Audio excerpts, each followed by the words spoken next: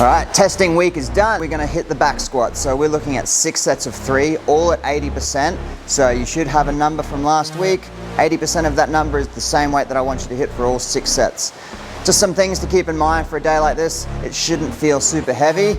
And I want you to rest about 3 minutes, well, exactly 3 minutes between each set. That's just gonna help you stay accountable, keep you on track. 3 minutes should be more than enough time. We don't wanna drag this out for 45 minutes. You guys are gonna be squatting a lot over the next 8 weeks, so try to have a little bit of repetitiveness in the weights that you hit leading up to your first set. You gotta have a bit of a plan, and it should take you maybe no longer than 10 minutes to go from your empty barbell to set number 1. After that main lift, we're going to be focusing on that strict gymnastics like we talked about. So we're going to get the rings out and we're going to do 30 strict dips.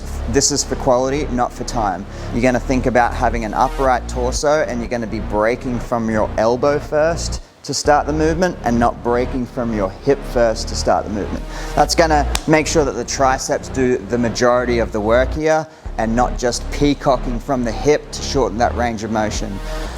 Whether you do 30 or not is not important. What we want to do is either just have a 10-minute clock on, you're just going to do as many as you can in 10 minutes of quality ring dips.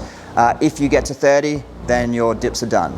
Obviously, the strict ring dip are very difficult movement to perform. So if you can't do strict dips, that's completely fine. We're still going to keep it strict. You're still going to get on the rings. We're just going to add a band in there, and you're going to find that deep range of motion in the rings. If that seems a little bit unsafe for you, feel free to just use the boxes. Strict dips are a really good way to build stability and strength.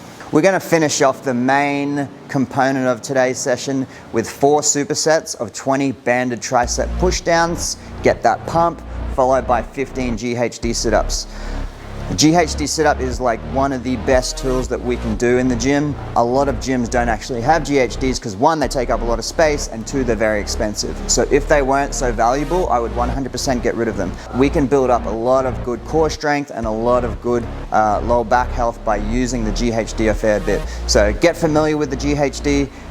Get familiar with where the pads need to be for you. We want it to be comfortable, and you just got to respect it as well. If you're not up for that full range of motion yet, we'll think about going halfway down, and we need to be using them legs. So some things to think about is a little soft bend in the knee. You're going to maintain a nice neutral spine as you come down like you're setting for a deadlift. You're going to initiate from your hip coming down, and then you're going to drive your knees down really aggressively in order to ricochet your upper body up.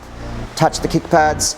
If 4 sets of 15 is too much for you, and it will be a lot of volume for some people, you need to scale that down to 3 or 2 sets, and you can do that throughout the whole program. Just scale the sets down a little bit, or scale the volume down a little bit to maybe 7 or 10 reps instead of 15 for that first week.